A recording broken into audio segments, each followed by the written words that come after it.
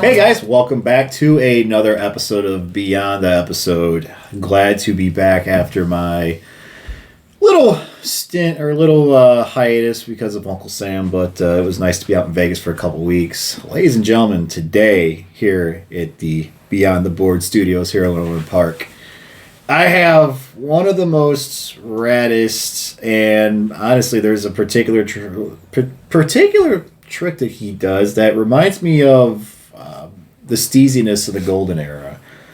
Billy Teska is here in studio. Billy, thanks for coming on, man. Appreciate it, most definitely. So let's just dive right into this. So, like I said, like I was telling you, during the pre-show, is like we all have an origin story. We all got started on this wonderful thing that we call a skateboard. Something as simple as a piece of plywood, 4 urethane wheels, and 2 metal trucks. So, how did you get started?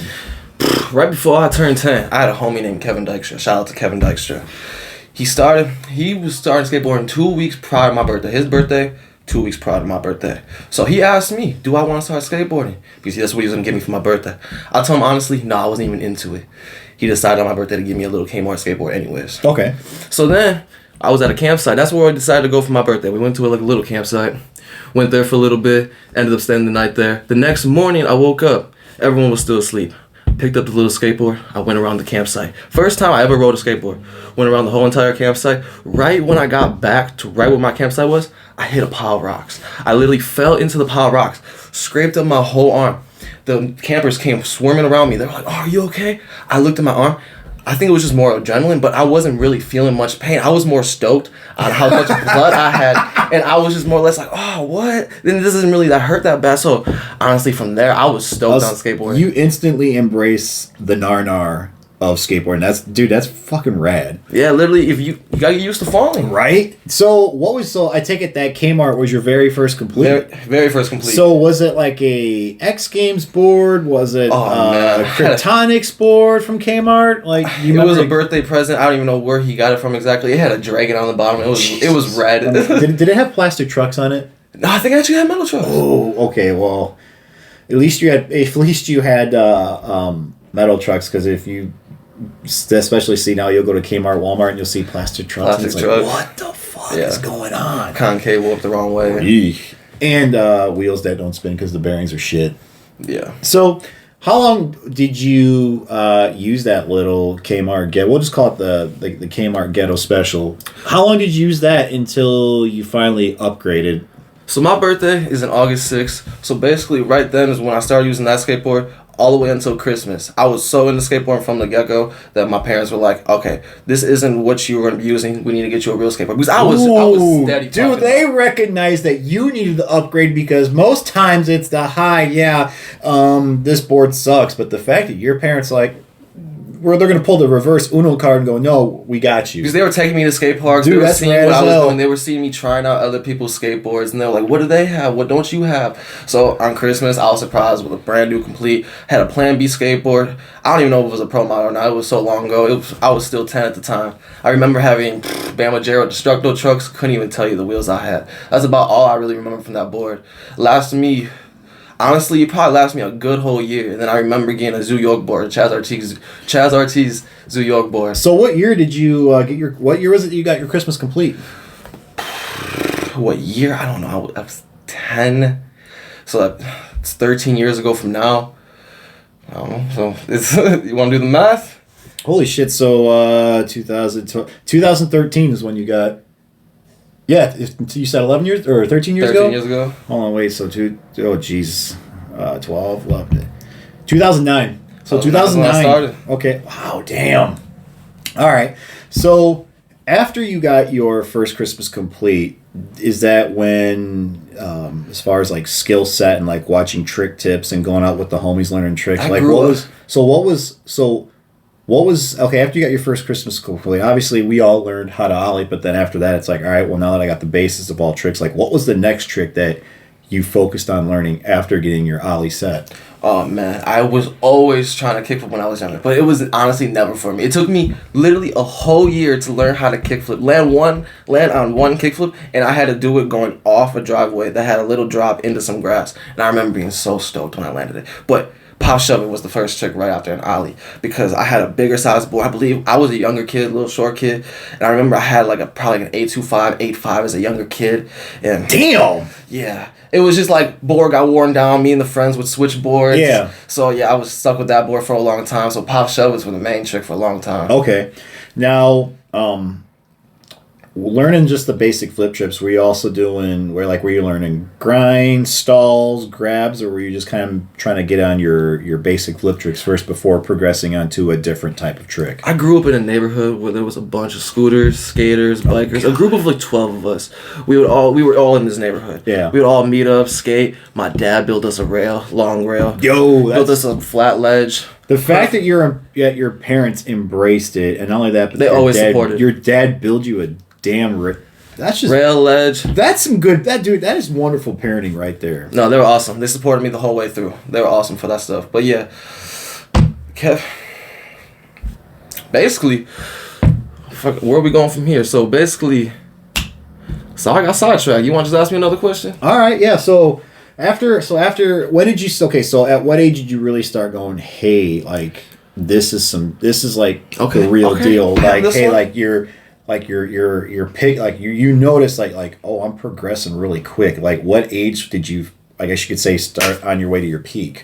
Like I said, back to my friend Kevin Dykstra, he was the one progressing super fast. We lived in Racine, Wisconsin, which is about a good 40 minutes from Four Seasons Skatepark, and his mom was driving him there every single day after school. Damn. Even if he was there for an hour and a half, his mom was taking him there. So he was progressing, and I seen that, and I was like, my parents would take me to another skate park called Captain Rods, but on the weekends. So I originally found out how Kevin was going to this skate park, so I asked to get a ride with him. My parents would eventually take me up there, so we started going there a bunch. I want to say right before I turned 12, probably right around 12 years old, is when I really was just starting to like learn tricks. They had a little best trick contest. The first pro I ever met, Jeremy Rogers. There was a little best trick contest at Four Seasons. Yeah, beginner best trick contest. Won my first little contest. They had a flat ledge, and they had a little flat ledge and a little mani pad, and the best trick was on that, and I couldn't grind yet. I had to get on top of the ledge and do tricks going off of it because I didn't know anywhere else. I couldn't ollie onto it. Okay. So I did like kickflip off of it, fakey big spin. I ended up winning with a very kickflip off of it. But little Jeremy was stoked on me because I was the little short kid. I was literally like 4 feet tall, 4 feet wide. I was literally looking like a cube.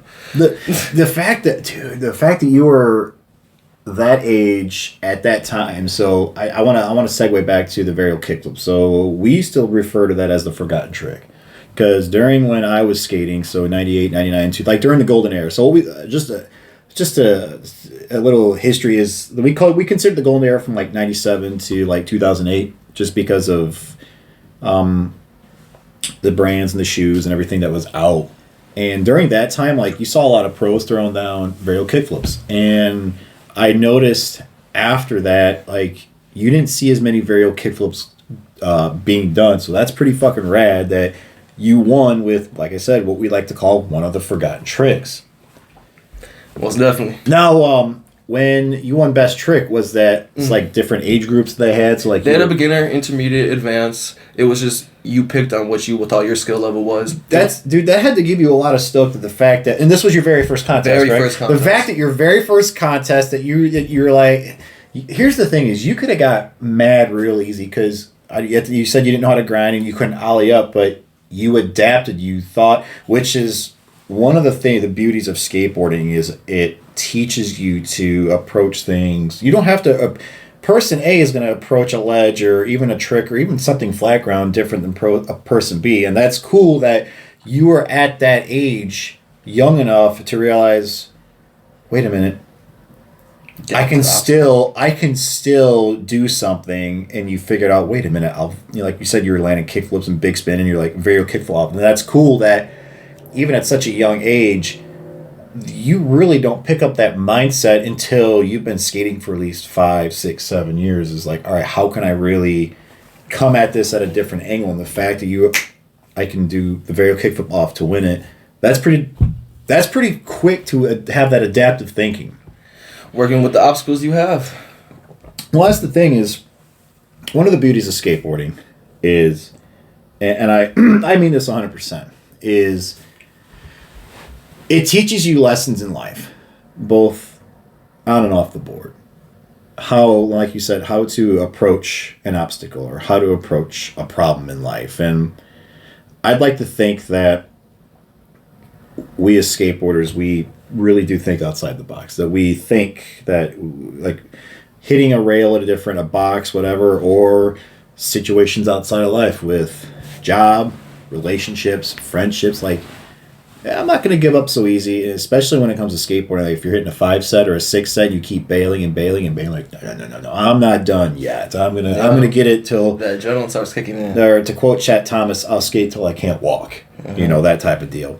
So after winning at 4 Seasons, the best trick, did all of a sudden your skill really just start really taking off and ramping up? And I wouldn't even say it worked like that. I just honestly just kept on skating. I mean, obviously I kept on skating, but there was a bunch of little best trick contests, and I would just attend to every single little one that I could try to. Okay. They had one every other Saturday for the longest. It was a really cool thing they had going on.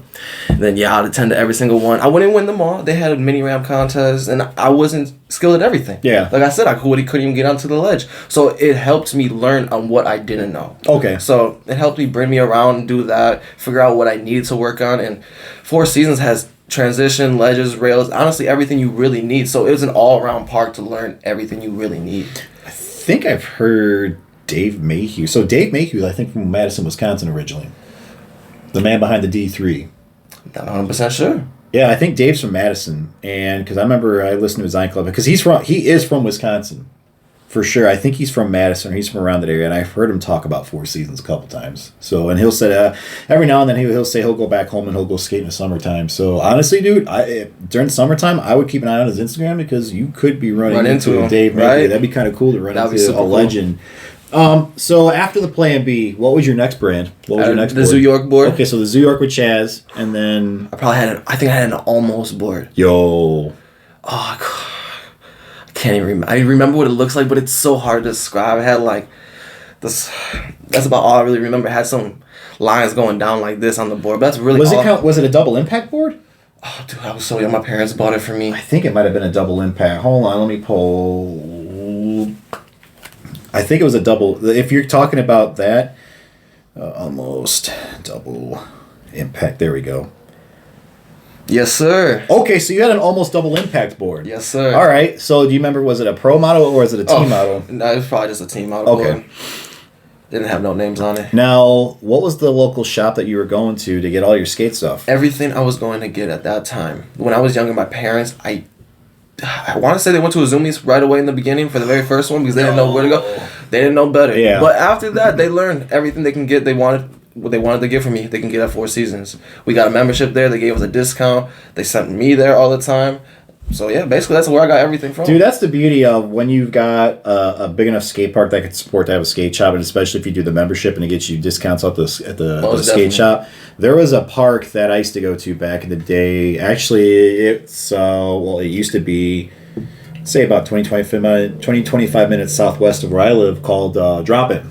And Drop-In was in this warehouse, and they had a membership. And if you bought the membership, same thing. You go to a skate shop, you get a discount and shit like that. So, I always, to me, going to indoor parks, and I'm sure it was the same way for you. It was cool. It's like an all-in-one shop, literally. You know, because there are some indoor parks, for whatever reason, they don't have a skate shop. It's like, if I break something, you know.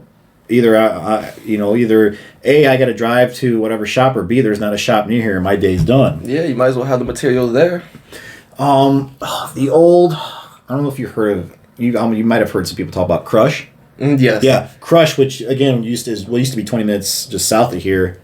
Dude, huge facility, and they had their shop inside, and they actually had their Bad Boys toys, which who ran it, they had a shop here in Orland. So that was the thing, is they didn't have what you want. You could go in town and still go, but that's cool. I've seen some, not just your clips, but I've seen clips in general of 4 Seasons, and it looks like it's a beautiful indoor facility. So nice. It's so nice there. It looks like it's a nice indoor facility.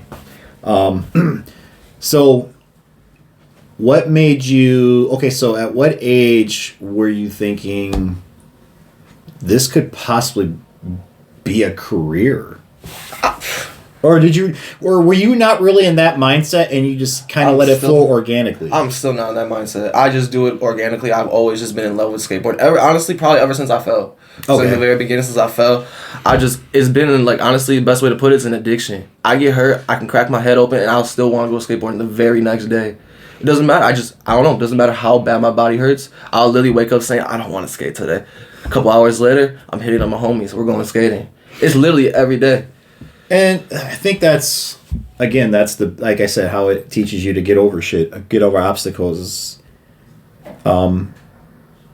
Whatever, then you're like, because you are right, skateboarding is like an addiction. It is an addiction. I remember my homies in my squad, the way it worked back in 2001, 2002, before we all had cell phones. One of us would start the phone call. I would call my boy Med, and then he would call, like, pretty much whoever called first would start the tree. So I would call one, and I'm like, hey, you're going to call so-and-so and so, and I'll call so-and-so and so. And that's how it worked. It was like that every day during the summer. Dude, actually, it was like that almost 365 when we were younger in middle school and high school, because we didn't give a shit if it was snow. We'd bundle up. No bullshit. We'd bundle up, and we would, one of us had a car. We would drive around spots, or sometimes we carried a shovel with us, and that looks dry, or hey, that looks like that. It's not going to warp our board or screw up our grip tape. And we'd shovel and shovel and shovel.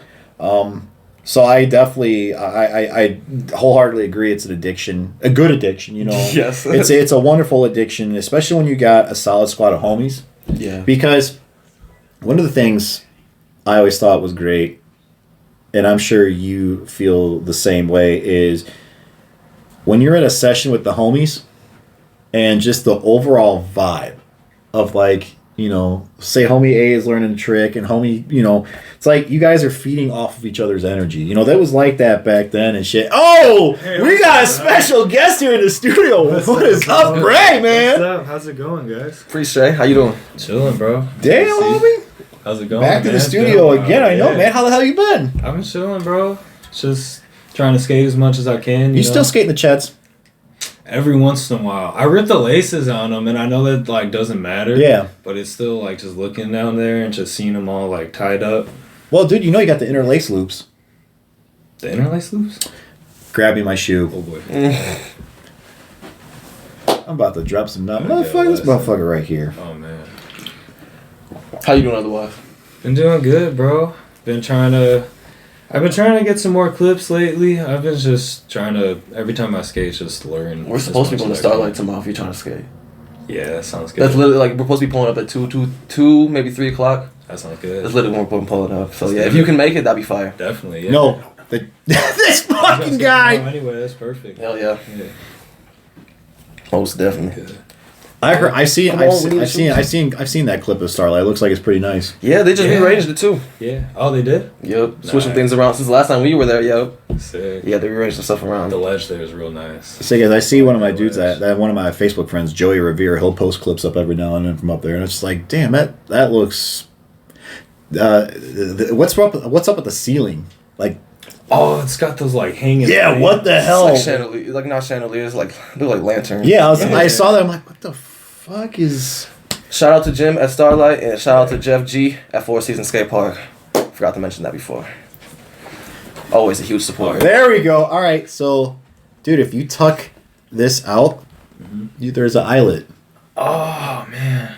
Yeah. Same thing here. So guess what? Yeah. Get some new laces, lace them up, skate them Chets, and ditch whatever the hell you're skating right now. No, yeah, all you do is just pull it back and then loop it through, and then you're good. Nice. Man, those things are nice for the stairs, dude. Dude, hey. They're good. So I don't feel anything. So, all right. So, Billy, him and I have got a deal going during summertime. Oh, yeah. Because one of the clips we talked about was his musket flip down. What was that, a 5-set? I think that one was like, it was a little. It was a steep 3. It was a little. No, it was a 6. It was a 6. It was a 6. One. Yeah, it was a 6 wood. Yeah. So, and I sent this to Muska, and Muska actually asked, and I sent the clip. He's like, "Who is this kid?" And I told him, he's like, "Oh, dude, send me the footage once it's done." So I did I made a I guess you could say, an agreement with him. We're gonna do a little segment. So I have because he skates 8.5 and 58 millimeter wheels. I have Big ass. an 8.5, actually the green Muska deck. I have an 8.5 that is set up 1-for-1 to what Chad rode right here. So that's going to be what he's going to do the Muska flip on. Damn. Again, all of his sponsorship stickers that Chad rode. So the agreement is that we're going to get the clip of the Muska flip on this, and then I take the trucks and hardware, and I'm going to give the deck will be brazed after he lands it. This is specifically for him, but this is a 1-for-1 Hyped. Muska OG setup that we're going to do it this summer. It's gonna be fun. And you're wearing, and I've got two Shorty's backpacks now, so you're definitely going to be rocking that. Oh yeah. So, that's that one's gonna be a tough one too, because I found the set that I want to do. fuck yes. It's a 10 or 11. I think it's a 10. It's Ooh! Well, so Billy, the deal is he does warm ups on his board.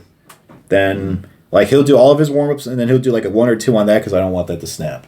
And then when he's like, all right, No, you ain't full wrong. tilt, Yeah. full tilt, and then I'll get the cameras going, and then we'll get it. And then once we get it landed, I'll edit it, post it on an IG, post it on the actual YouTube channel, and I'm gonna send it directly to Muska. Yes. Yeah. That'd be super fire. Shout out to Muska, dude, a fucking legend, and inspired a lot of us during the golden era. But other than that, man, yeah. So yeah, I see you starting to throw some clips and shit every now and then. So yeah, I got a checklist off the Fargo's Most Wanted. Are you staying healthy pretty much for the most part? No lingering injuries. Not right now. I've just been working a lot, just trying to get financially ready for the summer, so I can just have a lot of time to skate. Fuck yeah. Stack up clips, and whenever I am skating, Try to pick up winter, more I'm just learning sponsorships? more stuff. Yeah, it'd be nice. It'd be nice. Oh man, but what's kind of funny is I know. So when I interviewed Bray, I said, "Come on by the studio whenever you want." You show up there and interview, but you know what? Who says a little? We're gonna throw a wrench in this shit. Ain't all that bad. But First feature. right. It's a fucking mixtape here. Yeah, I'll need my money at the end of this. Real trap shit. That's right. Yeah.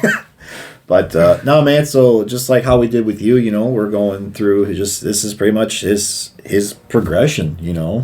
and we're actually changing something up. I'm doing the 2 boards and 2 decks just like I did with you, but we're doing something else. He said he actually asked. He goes, "Can I do a complete too?" I'm like, "Dude, absolutely." So we're gonna do a little history lesson on a 1-for-1 pro model or pro complete. Oh, that's it. Yeah. So we're changing things up here. So Cool. yeah, man. All right, man. Well, I'm gonna let you guys get Dude, to it. It was bro. fun dropping in, though. Take it easy, guy. Yeah, I'll see Take it you easy, guys. homie. So, man, I just love when random shit like that happens. Kind of, like I said, it reminded me of when on Muska's episode when Bam literally just freaking walked into the studio nowhere. It's like, you know what though? That's typical Bam. So, but all right. So at that mindset, you as I was saying, before Bray walked in, like, so were you like, I'm just gonna skate for the love of it, and if somehow it happens, it happens. If it don't, whatever, it's cool. Just for the hobby of it, all I did was skateboard. It was never like I never tried for sponsors.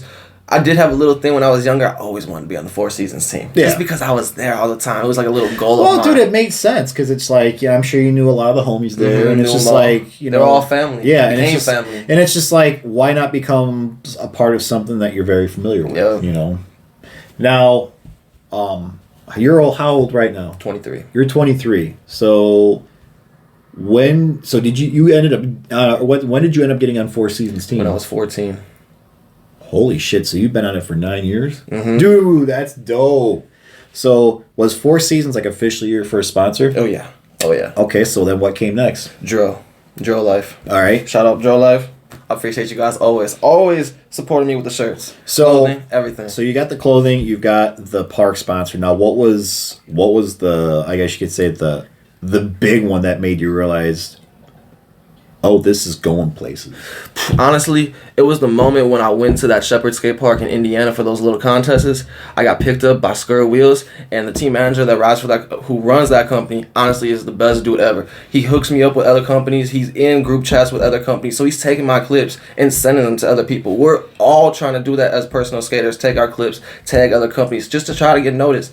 If you have a company already taking your clips and giving it to other people, you already got a way in the door. So that's the really cool thing about this all, that I have a leeway into it all. Well, and on top of that, that is someone who has been around the game for a while and recognizes talent, going, oh shit, I think this kid could go somewhere. You know, it's like, I guess you could see, you know, if you're a baseball player and you have a really good agent that's looking out for you, technically, yes, team manager, brand manager, but that's really your agent that's pushing your clips. Literally. So, was SKRT like the first big sponsor to go, oh shit, like this is happening? That and right with DroLife and SKRT happened right around the same time, and it was literally like a month after, probably right when I got on SKRT, Pitbull came. Damn, and so you got hooked up with Chicago's brand. Right. That's pretty dope. So all you're really missing is, or do you got a truck sponsor? No. So just missing the truck sponsor. What about bearings? Don't have bearings. You ever thought about reaching out to Sparrow Bearings? I've messaged them a few times. We connect. We talk here and there just through Instagram. They share some of my videos. We appreciate each other. We just message, conversate, stuff like that. Okay. It hasn't really gone further than that. There's always time, though. Dan? Hey, man. Look, I know you got riders. I know you got some riders here in Illinois. Why not add a rider? Why not add a rider in Wisconsin, man? Again, I had a pair before. That just gets you the exposure in the Midwest, man. They rode super well. They didn't bust on me. We actually, so Dan actually, so when I bought one of his Aaron's Brands hoodie, he actually sent me 2 sheets of grip tape, bearings, hardware, risers, and I raffled that off. And Dan and I are going to do some more collabs because Dan sponsored an episode. So him and I are gonna work together again in another episode. He'll sponsor it, but yeah, Dan was actually my first giveaway from the channel, and our shop sponsor Jerix. Thomas hooked it up with some banners, so we're gonna start doing some more giveaways throughout the year, banners, and then I've got some extra set of skirts that we're gonna raffle off, and then I actually got a couple blank boards. I want someone to just do the design of the Beyond the Board graphics, and then I'll keep one for the studio, but I'll also raffle that off too. So just to again get more exposure and whatnot. So when did you get picked up? Or did you get picked up by SKRT? What, last year? Mm-hmm, during the summer, yeah. And then same thing with Pitbull. So you've been with them for what? Not even a year. Not even a year. A few months. Not even so only a few months, and you're already getting that exposure. That is the beauty of today's tech is, you know, if you got really good sponsors and you send them clips, or if you send them clips, or if they're asking you for clips, and then boom, they get them out, you know, and again that gets you exposure, you know, because for none of us in my crew ever got to that point, but even then, like the local skaters or even some of the skaters I saw enjoy it, like it wasn't that easy. It was you and your homies, someone had the big old freaking camcorder, or if someone's mom was rich enough, the smaller camcorders that took the little mini tapes, and you were literally going out and putting out sponsorship tapes, unlike now where you could edit a clip on, or even put together a mini sponsorship tape on your phone, put it out. Definitely easier nowadays. Right. Excuse me. So how has it been since, you know, getting sponsored with Pitbull and SKRT? Like, have you noticed like you're getting more exposure even, you know, now? Exposure is just one thing about this whole aspect. I love the fact that it's more of a family. You constantly get phone calls from them. You get in touch. You stay in the group chats. We're always meeting up. I'm meeting the people on the team because, like I said, I'm from Wisconsin. They're in Indiana, Chicago. So I'm only seeing them ever so often. But we meet through Instagram, and then we link up at skate parks and we meet each other. And that's cool. Is even though Pitbull is Chicago's brand, but you're also picking up riders from Northwest Indiana, and now they got you in Wisconsin. So that's cool. Is they're getting exposure to states, and then on top of that with SKRT, now you're Wisconsin, people start asking you, hey, who do you ride for, and whatnot, and that just creates more brand exposure for you and for SKRT. So, what is your current setup right now? Right now, riding a Pitbull skateboard. I got some skirt wheels, obviously. I don't even know. I'm riding Bronson bearings right now because I'm just switching through bearings right now. What I got. Couldn't even tell you the hardware I'm riding. I'm riding Ace trucks. What size deck you riding? 825. And same thing with the truck? Yeah. 149s. 149s. And are you going with the 56 or 54s? 54s. Oh, you're going the old schools, they're smaller side cuts? Yes, sir. And yeah, I know a lot of people think hardware doesn't matter. Honestly, hardware does matter. Yeah, I heard someone really explaining to me one day how hardware made a huge difference. It does. If you get a reputable brand, like I've always been a fan of Shorty's. Like Shorty's was the hardware brand, on top of their marketing campaign for their decks and everything else. But Shorty's was the brand, and Dan and Aaron's brands actually gave me a set of his Midnight hardware, and and actually Dan and I were talking one day, and he actually took a lot of his inspiration for his company from how Shorty's ran things. So it's definitely quality product. So maybe reach out to him, see if he'll hook you up with a set of Midnights. Just because that's the thing is like, if you look at someone who is as smart as Rodney Mullen, who breaks it down to a science, he'll be to even tell you hardware matters. And that person that told you that hardware matters is probably in the same thought process. So reach out to him, and if not, go to Four Seasons, get a set of Shorty Silverados or just regular Shorty's hardware and try that out. Do you ride risers or no? I used to. I used to for a long time. And then one day I took them off and I haven't rode them since. Well, have you thought about riding shock pads? No. Just haven't thought of it. Would you consider riding shock pads? How much? What do they really look like? How much? Shorty's makes them. Actually, are they thicker than riser pads? Grab the musket board right there. I think I've got them on, or the one that Bray had. I think I've got shock pads on that. No, actually, this is his setup. Okay, so that's a shock pad. Oh yeah, that wouldn't make much of a difference. Yeah. I would try shock pads because even though it's very small, but it acts as enough cushion to where it is going to take some of the shock and some of the stress off your board. I need that. See if Four Seasons has them. If not, you can go to shortysinc.com and get hardware, shock pads, and if you can't get hooked up with, get a set of, like I said, try to see if Dan will hook it with some Sparrows. If not, here's another OG bearing brand I recommend: Black Panthers. Yeah, Black Panthers have been around for a very long time. They make ABEC 3s, 5s, 7s, and now they make ceramics. Well, they made ceramics for a while, but that's another brand I would suggest. When I was riding, there was two bearing brands I actually went with: Black Panthers and Speed Demons. Because back then, Speed Demon, before they got bought out and got put like in Kmart and Walmart and Target and shit like that, like Speed Demon had a legitimate bearing team. Day One Song was on there. Room Glifberg was on there. Rodney Mullen, Jeff Raleigh. Oh, they were stacked. I don't know if you've heard of him. He was an old World Industries rider called, his name was Mike Crum. He was actually one of their vert riders.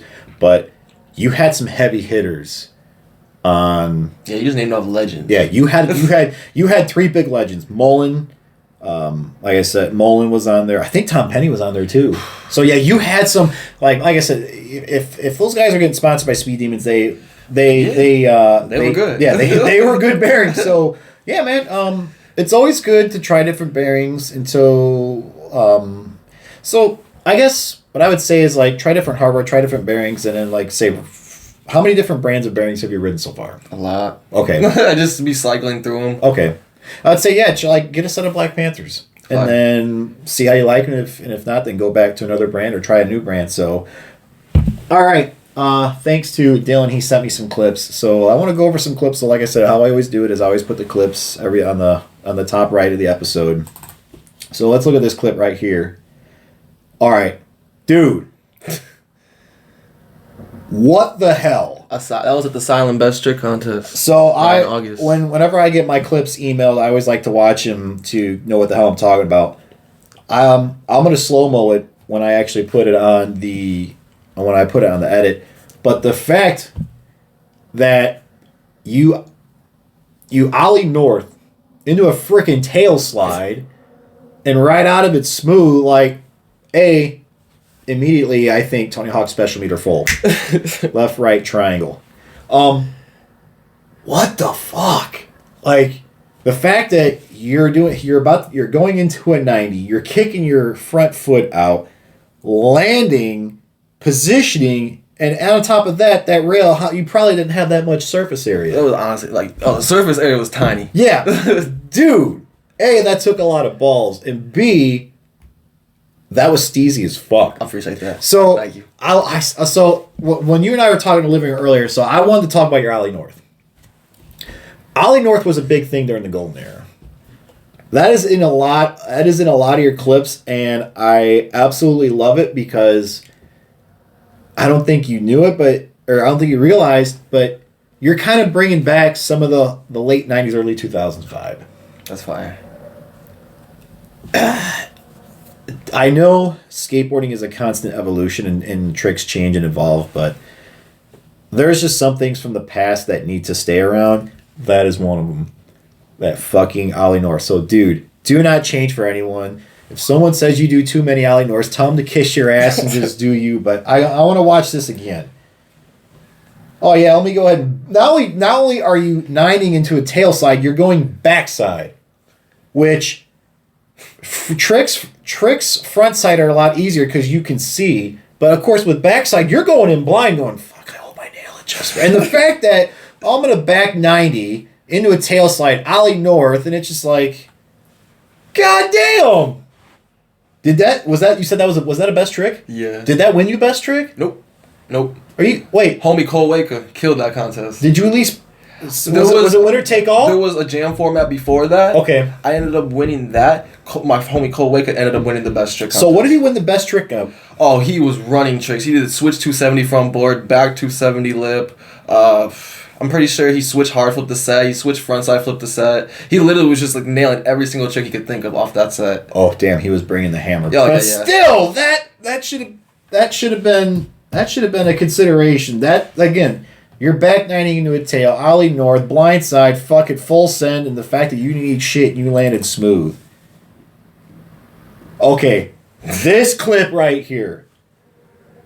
Did you ever see Cheese and Crackers? Oh, of course. This is where this came from. Dude, I see this and I'm like, this is straight up Cheese and Crackers vibe. And again, you are bringing something back from the golden era because you don't see too many, like you see on Instagram, you'll see Tony Hawk. I want to watch this again while I talk.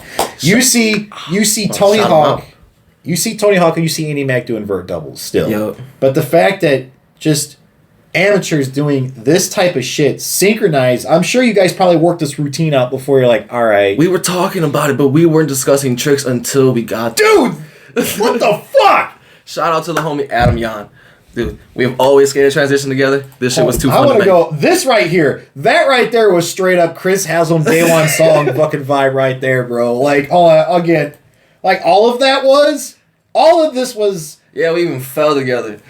The synchronized fall. Like, everything was the vibe, but the last trick coming up. No, right here. This. He's practiced. Literally looked like you guys completely just mirrored. No imperfections, no variations. And just. That. When you go. Have you? I'm sure this is probably on your Insta clip, but have you started working on a actual video part? I've gotten plenty of clips, but we haven't. Okay, well, I'm gonna suggest this. You need to throw this in a video part. You need to throw this in a video part. Okay. Because a lot of the things from back in the golden era is like pros would have their spots, but then they would have like homie clips. That's a homie clip in a fucking video part right there. That is no bullshit. That is a homie clip in a video part. Dude, you have to just. I watched that several times before. I watched that several times before. Before you came over, I just kept watching. I'm like, this motherfucker straight up cheese and crackers right here. This is straight up someone almost. This wizardry right here.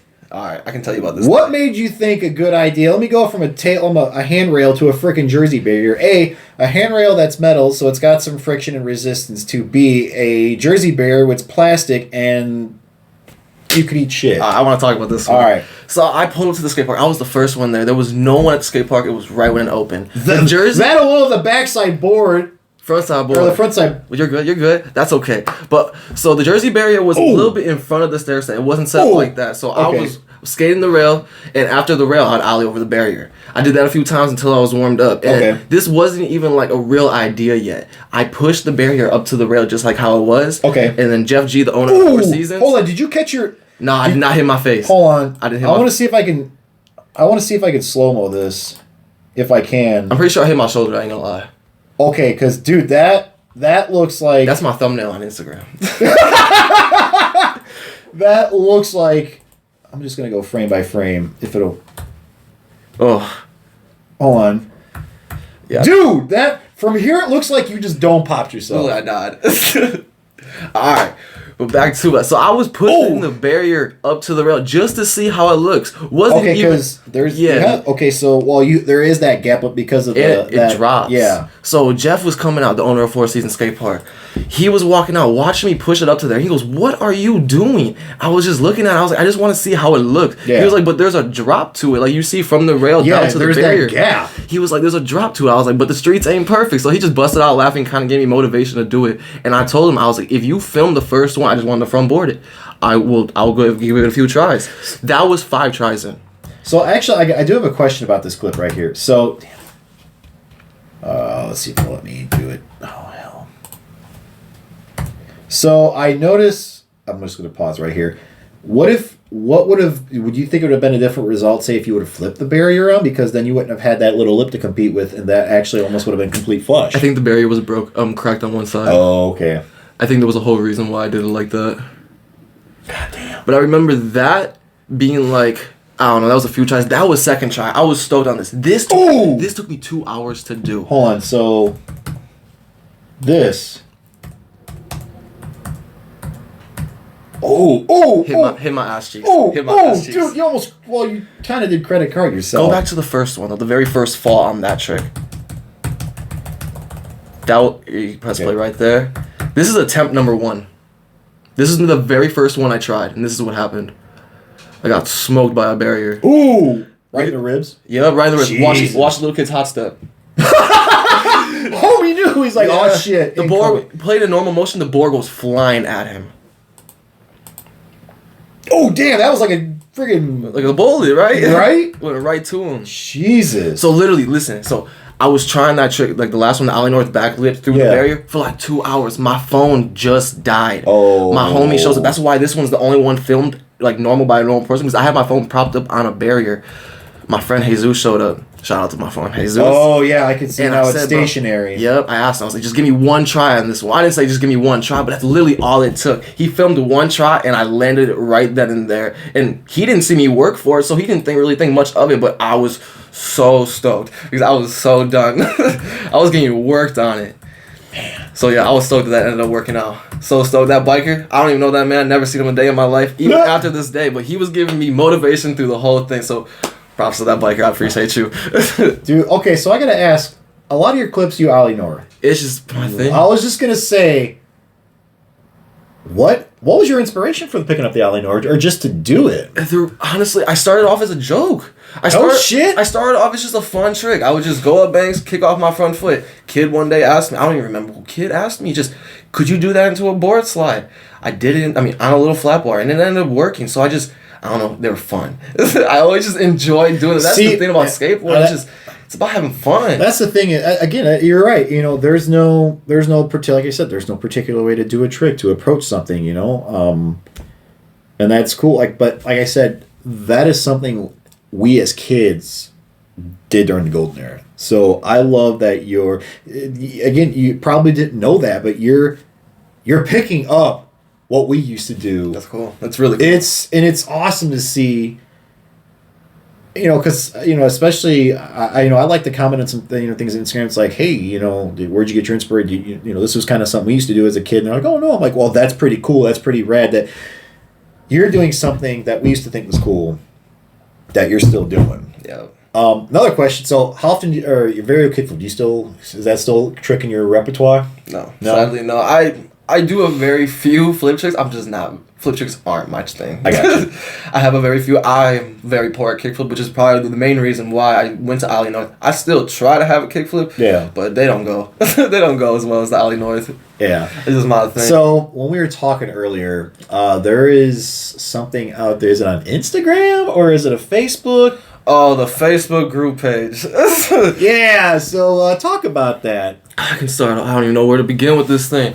I started off. I didn't know. Okay, so basically what happened was I was always posting on Instagram. Okay. Posting on Instagram, and it wasn't hitting all the rhythms. I was posting, and the same followers were saying all my new clips, and I wasn't getting a brand new audience. Okay. So I'm thinking to myself, what can I do to get out? Just get to more people.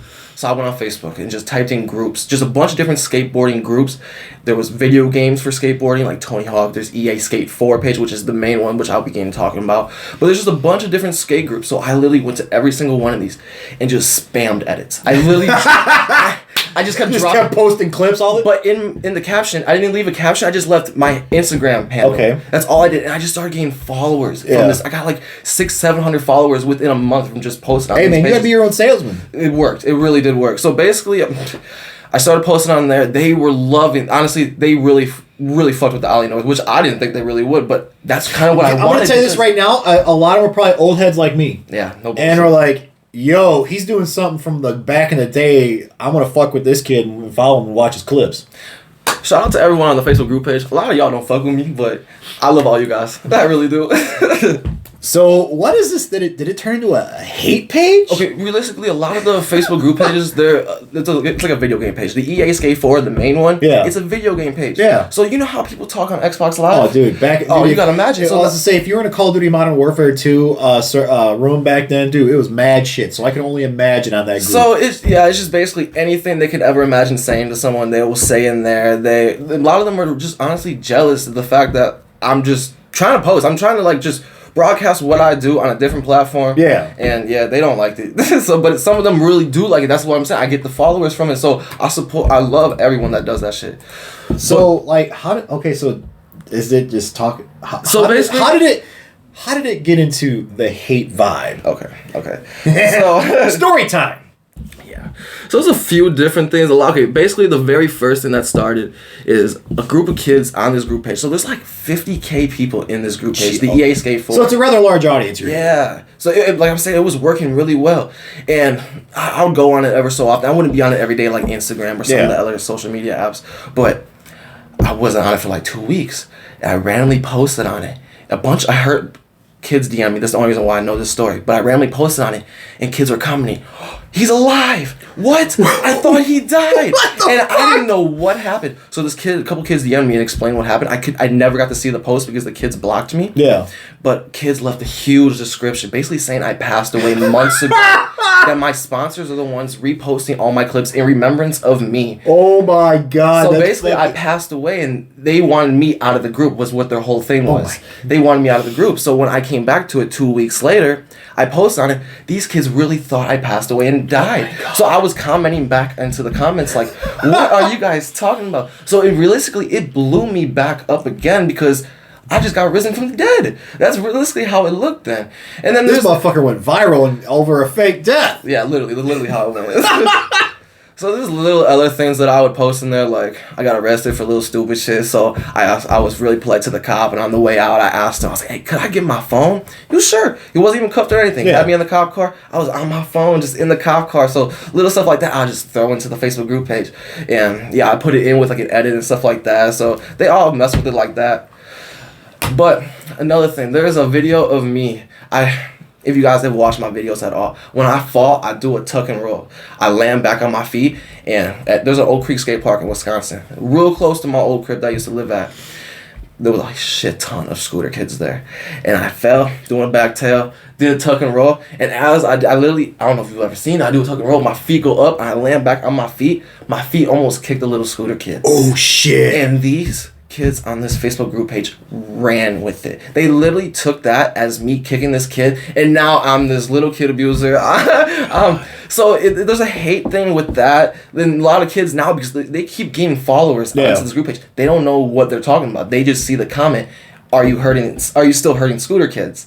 But, oh my god. So there's really, like, I could still post the video on my Instagram today. There's nothing of me even connecting with the kid. It was just a very close call, but they ran with it. So it became a little thing like that. So some of the kids, just ran with it, started hating me because of that. And then, honestly, I believe it's a jealous thing. Bunch of little fuckboys. That's what it is. Literally. Dude, that is fucking hilarious. So, as I always have my guests, I always have them pick out 2 boards, 2 shoes, and either it being something that's a personal connection to or a history lesson. And it turned out with Billy, it's going to be a history lesson. So we'll start with the 2 pairs of shoes that we have here. So what drew your eye to the S Events? Colorway, the shape of them. I personally have a wider foot. My feet hurt all the time. I hit the sides of my feet all the time. So a wider shoe. And honestly, I like S's. Right now I'm rocking Etnies. Same distribution though. So we stuck them together. But I really just like the shape of them. And honestly, I just want to know more about the history of them. All right. So the S Event. So due to, I think, some sort of agreements between S and Eric Costin, this is a modified version of the S Costin 3. The S Costin 3 was a basketball-inspired shoe, so you can kind of tell that's kind of got some like Nike vibes, some Nike basketball shoe vibes from back in the day. Sure does. So, it really does. And the red and white was actually one of the original colorways that they ran with the S Costin 3. So how this got all started was a lot of us actually in the shoe collection group. That's fine. With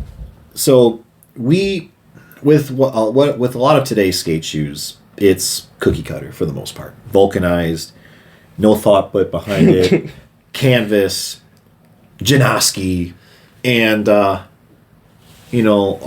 of us who collect the OG shoes, we were bitching at these companies. Give us some reissues. Well, DC, as far as the reissue game, has been probably on point.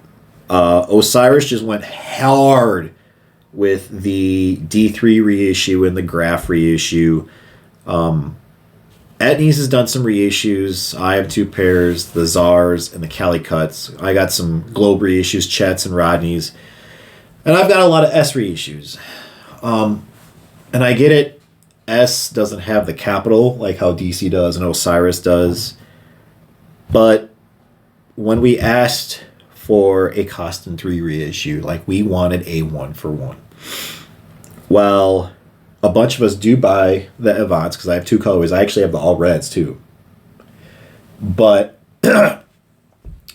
as much as I want a pair of 1-for-1 Costin 3s because I never had them as a kid, I understand why they couldn't do it because with Eric being with Nike, and I'm sure if they were to ask, Costin would want a bunch of money from it.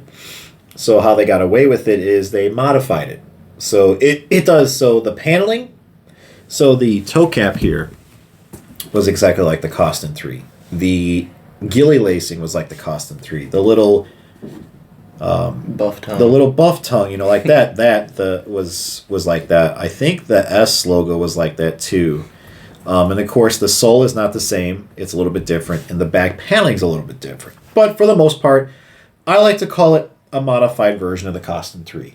So if like when this came out, the description it said something like it takes inspirations from S's heritage. So while that is absolutely correct, it took heritage from the Costin 3, but for fiscal reasons and probably some illegality reasons, we couldn't get a legit Costin 3. So long story short, yes, that is an actual colorway of the Costin 3. It's just a modified version. Fine. And with, obviously, I'm sure you've seen some Costin clips. Costin's been a heavy hitter in the game. So that's an understatement. Yeah. Costin, there was an ad, I don't know if it was for the Chomp on This video. He literally ollies over a couch with a pizza box eating a slice of pizza. I think that clip. I ain't gonna lie. And then one of his video parts, he was in, I think it was a Kobe. It was a Kobe Lakers jersey with the mesh Lakers basketball shorts, and he actually had white with purple and yellow S-Costin 3s in homage to the Lakers. Ooh. Dude, those things were fire. Those things were fire.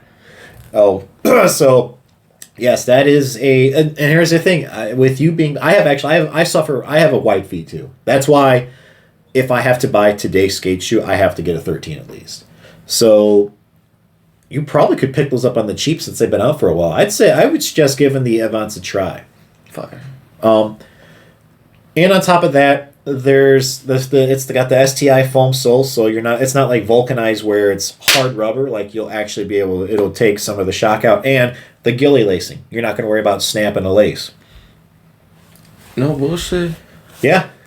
I didn't even notice that at first. Yep, it's got the gilly lacing, which gilly lacing in a lot of shoes, or that's not gilly lacing, that's just the hidden loops. The gilly lacing's like in the DC Link. So a lot of the style of shoes back in the day, yes, had your regular your eyelets, but also shoes had gilly lacing, which, like I said, if you look at the DC, like the Links, the top pair, that's gilly lacing.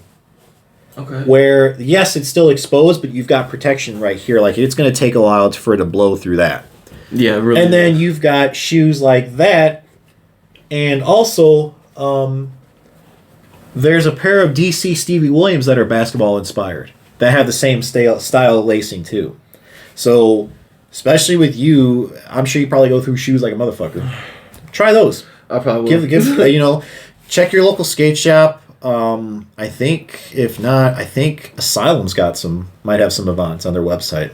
Super or fun. Go to sfootwear.com and give those a shot. So over here to your right, you picked what drew your eye to the Vans Raleigh Pro Motorhead collab. I've been fucking with Vans for a long time. When I was younger, that's all I used to wear. And honestly, I didn't even know about the Motorheads. Okay. So I wanted to know more about them. All right. So this is Jeff Raleigh's first pro model. It's the Vans Raleigh Pro, because for a while he was running, I think, old schools before he got his first shoe. So this was one of the very first shoes, because when he was talking about the design, he wanted the big... So if you looked at the old Vans logo from back in the day, how it was like that oval and it had that going through it, he wanted that on the side panel, and Vans didn't think at the time, oh, it's an ugly design, or I think they had it on some shoes, but then they got rid of it, and he wanted to bring it back because it was heritage from the old Vans. So that was kind of one of his big things right there. It was I guess you could say the S or the Vans swoosh going through it. Now, unlike a lot of shoes today where it's a single panel, this is actually, I think it's a triple panel shoe. So meaning you've got this layer here, you see that white, that's underneath it, and then this is the third one. Is the third layer, so you're not going to blow through that toe cap easy. And it'll take some work. When it comes to kickflips, this vulcanized toe cap has got reinforced paneling. So you've got that, and you've got it underneath. Fire.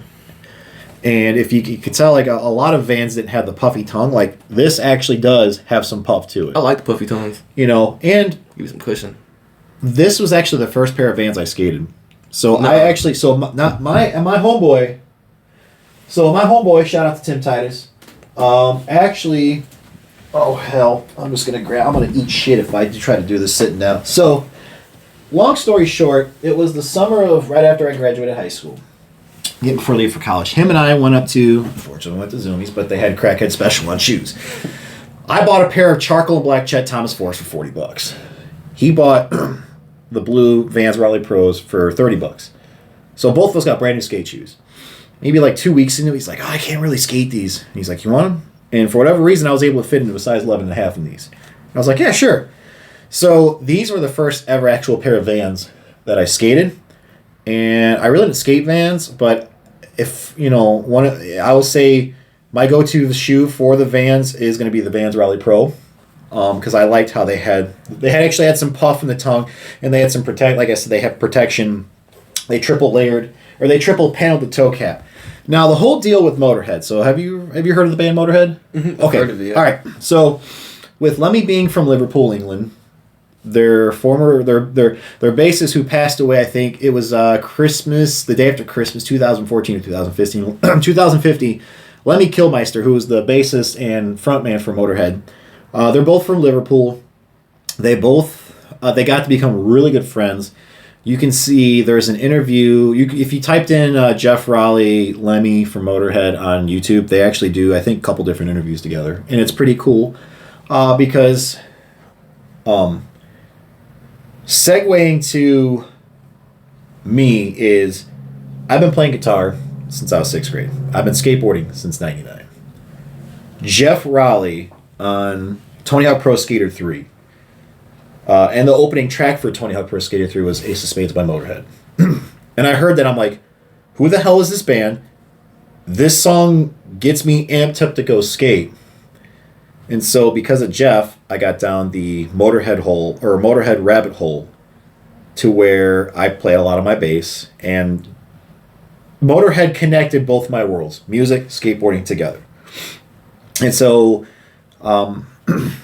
back then they did a lot of they did some fair amount of shoe collabs, and this was one of the collabs that with the Vans Raleigh Pro Jeff did, was the Vans Raleigh Pro Motorhead collection. They made these in I think it was 1, 2, 4 different. I think it was 3 I know for sure 3 colorways. So the black and gold ones that I have at the display, these right here, and then they have a all black where it's stitched in white, and it's got the white Motorhead logo. Excuse me. So it's hard to get a hold of these on the resale market, and if you do, you're going to probably pay a pretty penny. And like I was telling you earlier before we filmed, those black ones legitimately came from England. So that is the connection. That's the connection, and the reason why the collab, because they became very good friends. And on top of that, Jeff has used Motorhead tracks in at least 6 of his video parts. That's crazy. So He really be liking that shit. Oh yeah. Well, on top of that, like, it's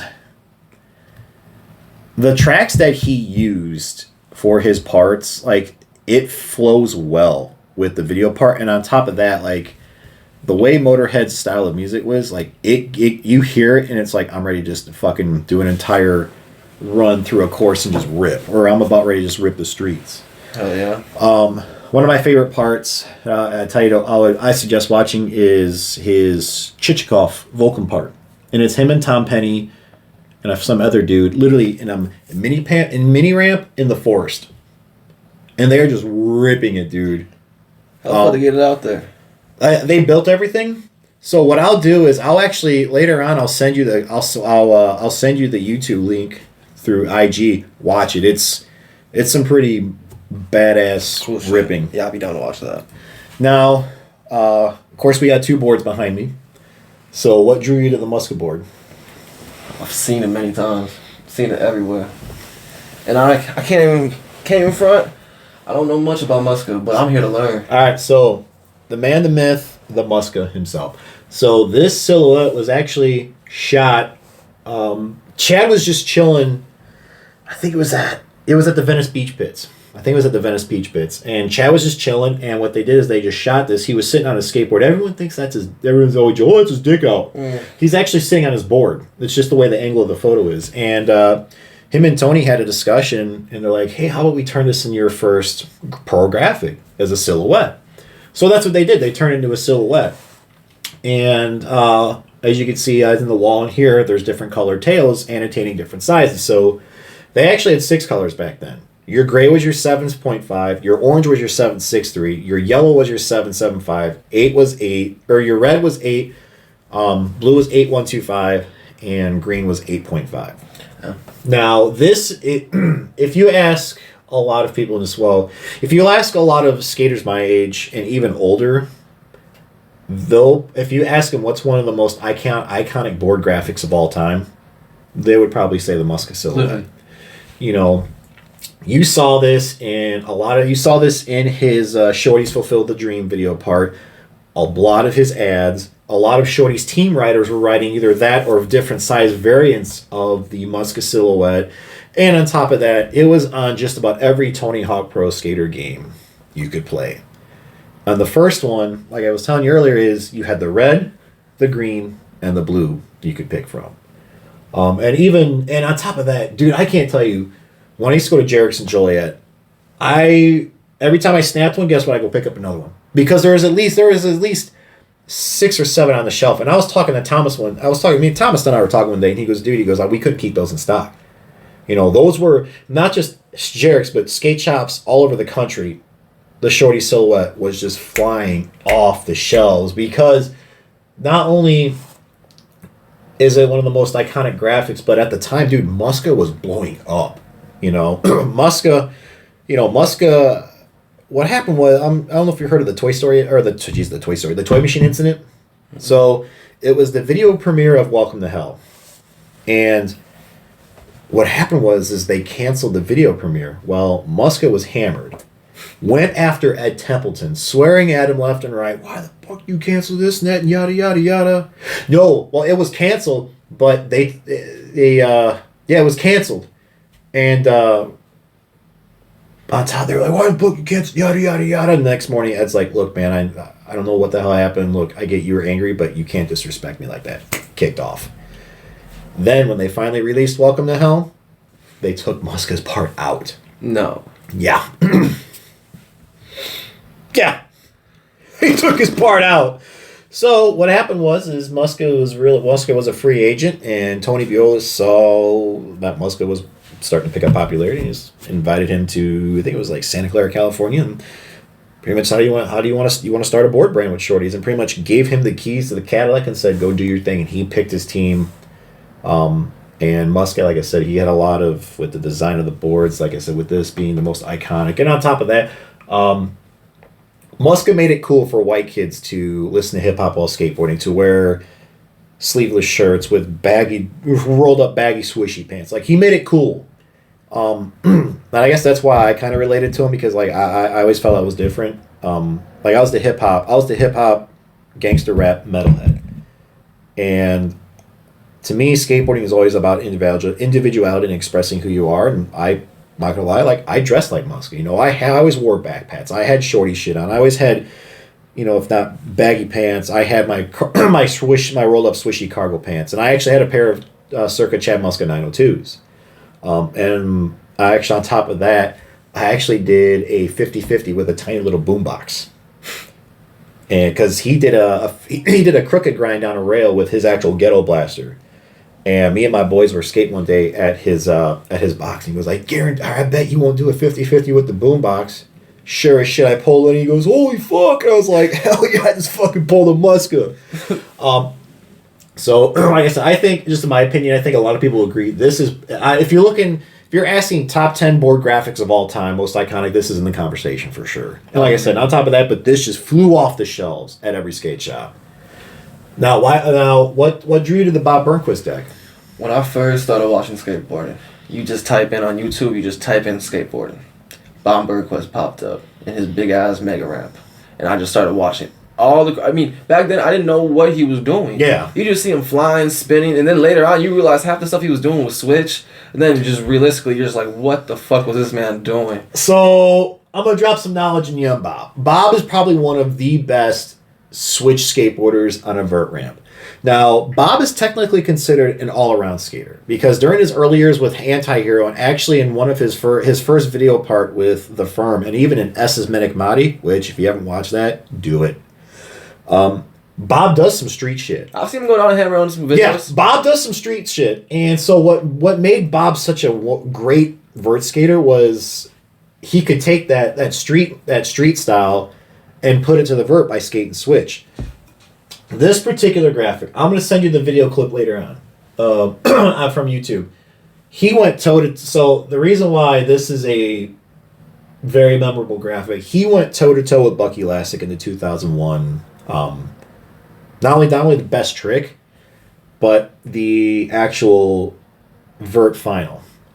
Bucky, because everyone went, and obviously they were saving the best two for last to build up the drama. Bucky threw, I think, a 92 or a 93. It was just a stellar run. And they're like, the commentators are going nuts. Holy, can Bob beat it? Bob did so many switch tricks on that vert ramp on the pilot head deck. I think he scored like a 97 or 98, and we all just went nuts watching this. Like, I remember watching this live. In fact, I think he did, one of the tricks was a switch, I think it was like a switch blunt kickflip off. And we're all just like, did he just fucking do that? Now, is it hard? It's hard enough to do a blunt kickflip out, but you're doing a switch blunt, and he landed it kind of pseudo sus. But I think they took the landing, didn't account for the landing, because they're like, this motherfucker just did a switch blunt kickflip out. Holy shit. And the commentators went nuts, dude. I think this is when the X Games were in Philly. And, dude, the entire fucking stadium just went nuts. Bob ended up winning the vert gold with this graphic. And he also won best trick with this, too. No. Yeah. That's fire. Yep. So, and on top of that, this was one of the... This is the only Bob Burnquist, the firm board I ever skated when I was a kid. Jarek's had one in stock, and I was like, I want to try something different. Sure as shit, they had that. I was like, I'm going to scoop that. So this graphic definitely has a special place, meaning to me.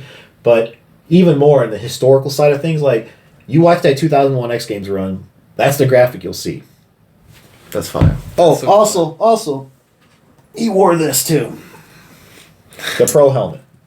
The brain bucket. Yep. So, like I said, back in the day, ProTech did all Pro helmets. All their riders. So, Bucky had one. Bob had one. Cab had one. Who else? Oh, Andy McDonald had one. Andy McDonald was his signature. It will always be his yellow helmet. And it came with all their sponsorship stickers on it. And it is a little beat up, but I think I got this for like $20. Yeah. Yeah. So I had to scoop this up because they don't make these anymore, and these are few and far between in circulation. So definitely had to scoop that up. Now you're doing something a little bit different. You actually chose something a little extra this time. Yeah, I decided to choose one other thing this time other than the last person on this place. So you chose the Rodney Mullen 1-for-1 complete. Yup. So it's gonna be two-parter. So what made you want to choose a complete? Complete one, I just wanted to know everything. I mean, from head to toe, everything he rode, and honestly, why, if you know the answers to it. And one, I just love Rodney Mullen, the fact that in street skating, he invented so many tricks. Like, honestly, started off with everything. So this is Rodney used to do a half circle cutout. So I even went. That's his cutout? Yeah, Rodney used to do a half circle cutout. So I even went that more in depth. So this is the Rodney Mullen round 3 board. Almost was born out of Enjoy Skateboards. So Rodney left Enjoy. Day One had a short-lived company called Artifact. They were all under the Dwindle distribution. So Dwindle was Enjoy, Darkstar, Speed Demon, Tensor Trucks, Artifact Decks, and Deca before they died were under Dwindle. So Rodney, what's funny is Rodney was part of the reason why Enjoy got created after 18 went to shit. But he's been friends with Day One because they did round 1, they did round 2, and so they would get together and create Almost Skateboards and do round 3. So this was actually one of each pro had a Almost round 3 graphic, and this happened to be Rodney's. So this is Rodney's round 3 graphic with an old concave they don't use anymore. It's called Monster Mold. So it's a little bit steep. So what it is, it's a little bit steeper on the ends of the board. And honestly, I noticed I did my best Caspers, I did my best kick flips, and I did my best 360 flips with this. Because it had that extra curve where it just helped with just the scoop or the flick just enough. It gave me that edge. So Rodney rolled, usually he rode 775s back then. So his setup back then was an Almost deck with Darkstar 51 millimeter master urethane wheels. And Rodney rode for them for quite a while. And then Rodney was also on the... Actually, you know what? So Rodney was on Speed Demons for a very long time. But in 2006, Rodney got together with a company called Oust Bearings and created the Oust tensor truck bearings. That's what these are. So these are actual tensor bearings that he wrote. That was part of his setup back then. These were the Oust tensor bearings were very good bearings. You paid a little more for them, but the tensor bearing was only a short. It was a short live, and then Oust just took back the bearings and started making them. But these are super high performance bearings. Rodney helped engineer them, along with the tensor truck. So Rod Tensor was his baby, was his brainchild. Rodney I think he's got an engineering background. I think he's got an engineering background. So when Rodney thought of the concept of tensors, when he went to start designing these, with his design team, he was bringing in his engineering background. And he would hire engineers also to help design it. And with Rodney, he's all about precision. The angle of the hanger is going to hit to the angle of the board. Can the kingpin survive the scientist? He's pretty much. When it comes to Rodney, when he put his setup together, it just wasn't all what feels good. No, he was getting more into the nitty gritty, the angles. How is this going to feel on regular? How is it going to feel switch? How is it going to feel fakie? How is it going to feel nollie? Like he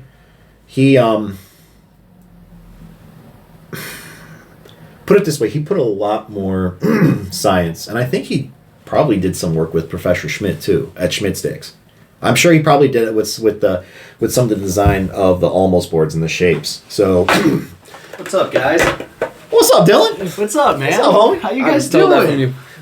How you doing, buddy? What you guys doing right now? We're actually talking. So, Billy here was doing something different, than our first couple of interviews. He actually wanted to talk about a pro setup. Interesting. Which one? This is Rodney Mullen. So this is the almost round 3 deck with monster mold, Dark Star wheels, tensor Oust bearings with the old school tensor truck. So a little story behind these slider pieces. So Rodney thought, okay, all your trucks, the hangers were all metal.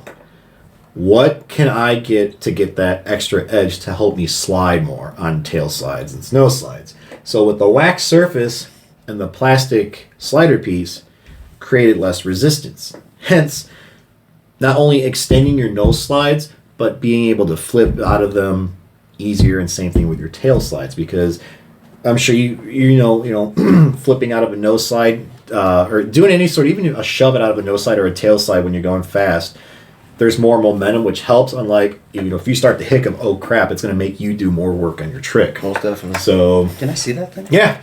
Yeah, so one of the things I really liked about these tensors was, so you see how the plastic retainer sticks out, but there's still edging of the metal.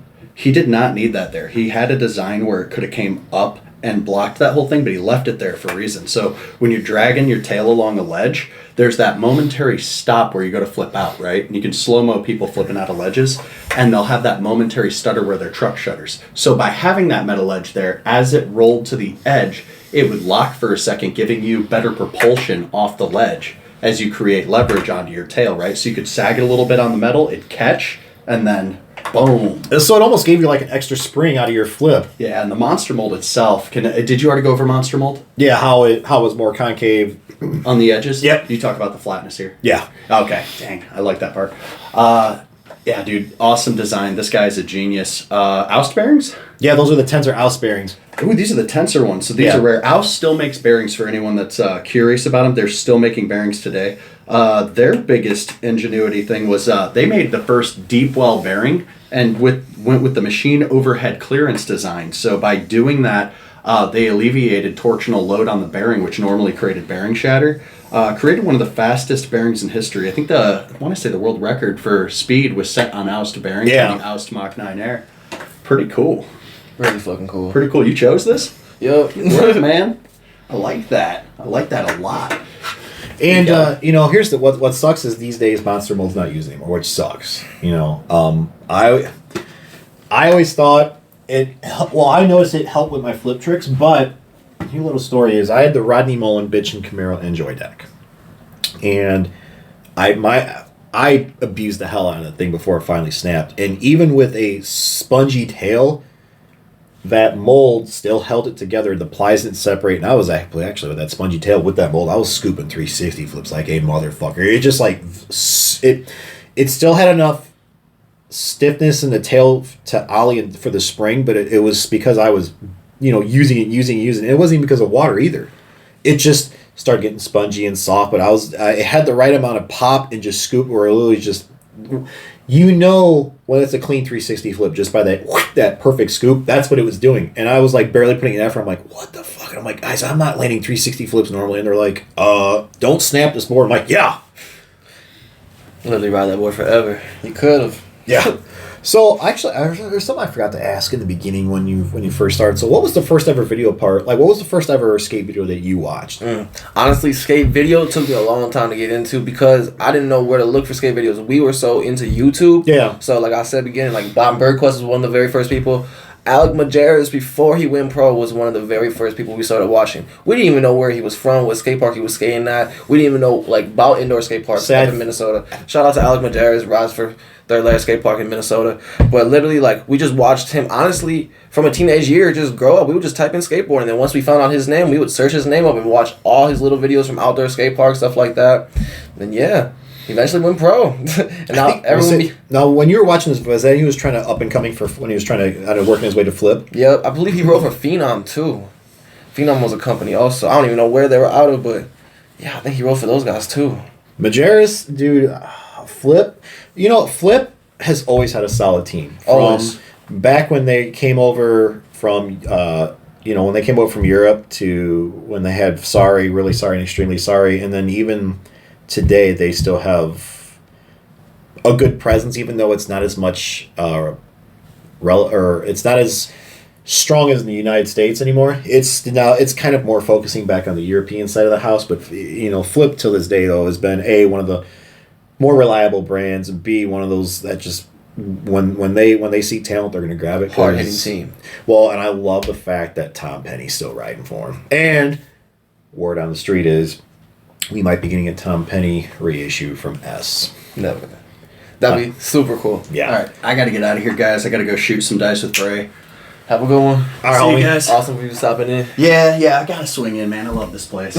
So, towards the end of things, so I'm gonna it's open floor now. Like, is there something? Is there anything that's on that we may have missed, or just curious? Or I do have one question. What's up? So you've been asking me a bunch of questions about me. I want to know what got you into starting this. What made you want to interview skaters, especially Chicago skaters, but people just skaters in general? What made you want to start all this? So how this all started was when I was still when I was at my old job so when I got hired at my old job, it was always you're going to get laid off for a couple months for your first year. And I've always wanted to do a YouTube channel about the history of skateboarding, of the golden era, the history of the skateboarding, which showcased my collection because that gave me the source material to talk about things. And so it all started in my old man cave at my old house. And I actually did a Beyond the episode there about one of the guys I used to be stationed with, about I don't know if he still has anymore, but he had a brand called Shotgun Skateboards. Excuse me. And then when I moved out here, when I left Bourbonnais to come out here, I was specifically looking for 2 beds, 1 bath, because I was sick and tired of having to rearrange shit to set up for the studio, and the 2-bedroom, I was like, that's my dedicated studio. And so, Dylan and I, we go back. I know him, a lot of people know him as Vaughn. I know him as Dylan from the days of the Braidwood Skate Park. And as soon as him and I got talking, and he's like, we could take this in 2 different directions. Or he just suggests, is like, we really don't have a platform for the up and coming talent here in the Chicagoland area. And I'm just like, Dylan and I, we've had a lot of discussions about plans and things that directions we want to take this. And I'm just like, you know what? I know I'm small right now. We've got 181 subscribers to the channel. But in order to build an empire, you have to start from small and start from scratch and work with different people and refine your process, especially when it comes to me editing. Like every time I always learn something new when I edit to try to make my product better. And what really was the springboard to take the Beyond the Episode. Original concept of Beyond the Episode was to showcase, it really wasn't interviews, it was just me talking about brands or shops or whatever. And then when Dylan started SKRT and he started having riders, and then his involvement with Pitbull, he's like, hey, we've got some solid skaters that's got some decent followings on Instagram. How would you feel about interviewing local skaters or skaters that ride for me in my multiple brands? I'm just like, huh. I could revitalize Beyond the Beyond the Episode segment into that. And so that's what really started it, was because of his brand involvement and the people that he has riding for either Pitbull or Capsule or SKRT, to give them a platform. Because if you think about it, you have the Nine Club as a platform for pros and legends. You really don't have a platform for the AMs and the local guys that are sponsored or the up-and-coming talent. Well, here's the thing. Back in the golden era, the Chicagoland skate scene was booming. You had so many local shops that are no longer with us. You know, like Jarek's is still strong. You had 2 locations of Bad Boys Toys, which had Crush Skatepark. You had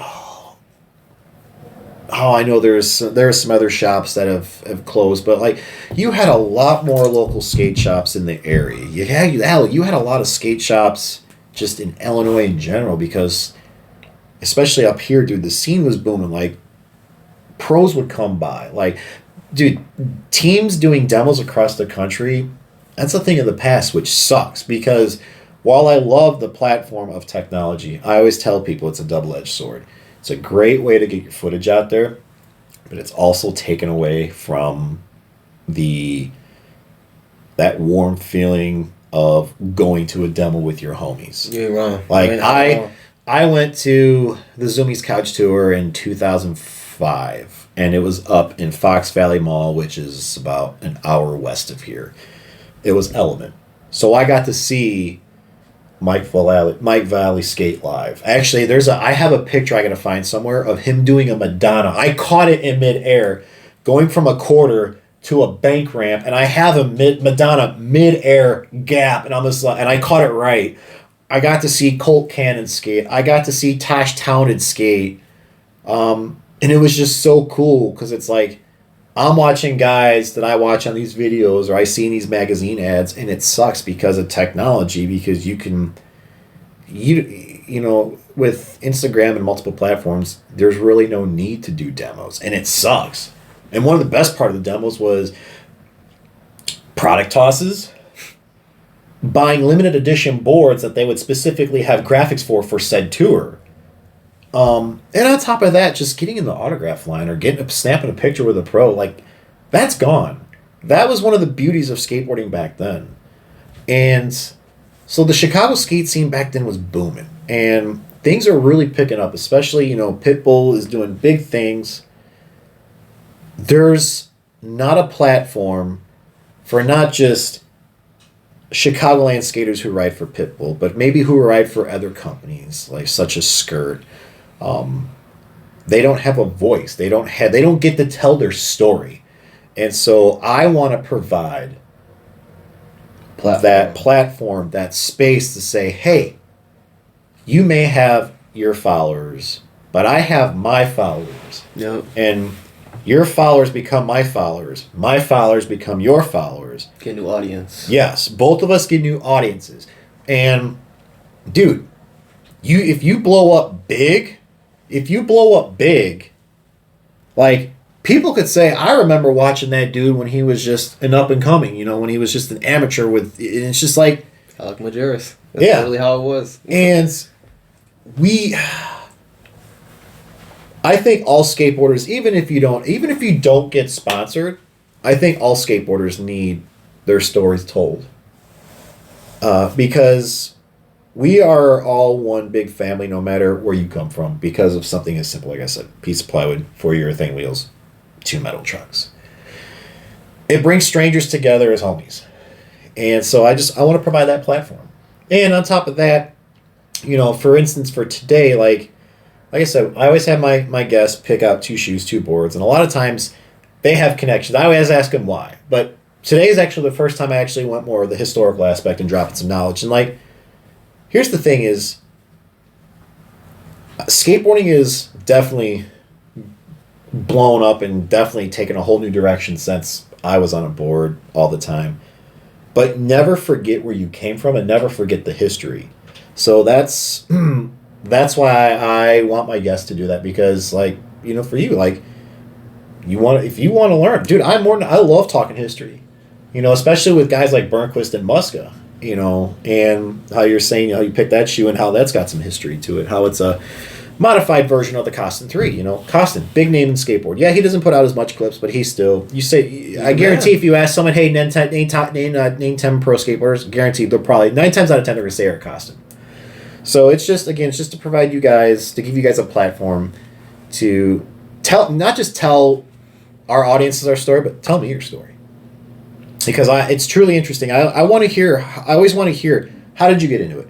Because I guarantee, if I interview 10 people, no 10 are going to be the same. No, none of them will be. Like Bray. Bray said on his episode, it all started with a dog. I want to teach my dog how to skateboard. We're going to have more episodes. We're going to have more interviews. I guarantee, I'd be a bet man, no one's going to say that. And you do hear a lot of time of, one of my homies in the neighborhood, or there's a kid in the neighborhood. Which, so, actually I think, Steve said this. I think Steve Hurley said the same thing too, that it was a homie. But just because a homie got you started, doesn't mean your paths were the same. So, either way, if it was a dog, it was a homie, or whatever, I want to hear, I want, not only do I want to hear, because I'm generally interested, but I want our audiences to hear that. So that's what, with the partnerships that I have with Jerix, Pitbull, SKRT, we want to give you guys a platform. We want to be the Chicago Media Outlet Center for Chicagoland skateboarding. That's crazy cool. That's really cool. Giving people the platform, honestly, that they really want. And on top of that, we can extend now. We've done. You ain't got to go out west no more. Right, we still do, but Steve, Steve's friends with Joe. Well, Steve's originally from here, but like now, say we can give South Wisconsin, Northwest Indiana people a platform, a platform to tell their stories. And you're the first person from Wisconsin to come out here. Maybe we can get some people from Indiana or whatever. But again, it's just skaters supporting skaters. Yes, they say it a lot in the 9 Club, but I really do mean it, and I know they mean it. It is us supporting you guys, you supporting us, and just, again, giving you a place. Tell us your story. Like a team. So, I like it. We're gonna try something new. So, I want you to call out a skater to who you want to be the next interviewee on Beyond the Episode. I'm gonna be honest. He's gonna get mad at me because I'm gonna bomb his last name. My homie Jesus, his Instagram handle, Beetlejuice Zeus. Look him up, follow him, please. Insane skater. Honestly, way better than me. Really beautiful style. He should be the next one on here. Okay, crazy Jesus, good style. You've been called out. So, come on down to Orland Park. Let's talk, homie. That should be Let's fire. talk. Let's talk. Let's talk history. Let's talk you. So, anyways, man. Again, thanks for making the trip to Wisconsin. I know Chicago thank traffic. you for having I know me. Chicago traffic is a motherfucker, Hey, I was especially on around 6 minutes O'Hare. So, but dude, anytime, I always tell my guests. I know it's gonna be hard for Steve because he's out of California, but anytime I always tell my guests, you ever want to come down, you want to interview, or you just want to kick it, you want to talk history, dude. You have an open invitation. That's fire. So I appreciate it. Yeah, Thank you for having me. Honestly, this was cool. I got a little nervous when I first walked in here, but it was cool. Like I said, man, Really I don't want you guys to be nervous. I just wanted this to be just talking. Yeah, let's just chop talk. it up. It is literally 2 homies talking shop. That's really what it is. And It was good. I enjoyed it. I love having you here. I'm glad you came here. Where can people find you on Insta? At Billy Teska with 3 A's at the end. Easy as that. Just my name. Okay. Search me up. You'll find me. Look, him and his Ollie North. That's all I'm gonna say. Taking a page out of the old school. So, thanks again for coming down, dude. Like I said, anytime you want to come back, hit me up. You know, hit up Vaughn. You know, we'll, like I said, even if we don't have to get in front of the camera, we can just shoot shit. We can watch video parts. You know, we can just talk shop. You know, talk shoes. Like, you know, I would love to talk shoes and whatnot. Because I have over 100 pairs. But, yeah, man. Open invite anytime you want to. I appreciate it. So most definitely. Thank you for having me. Thank you, man. So thank you guys for tuning into Beyond the Episode.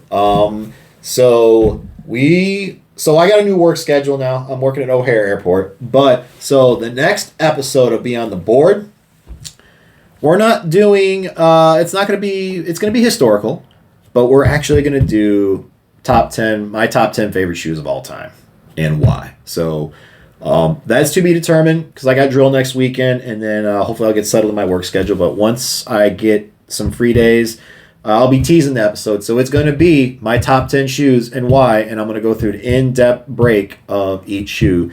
So again, Billy, thanks for coming on the set. I appreciate you guys. Thank you guys for tuning in, and we'll see you next time.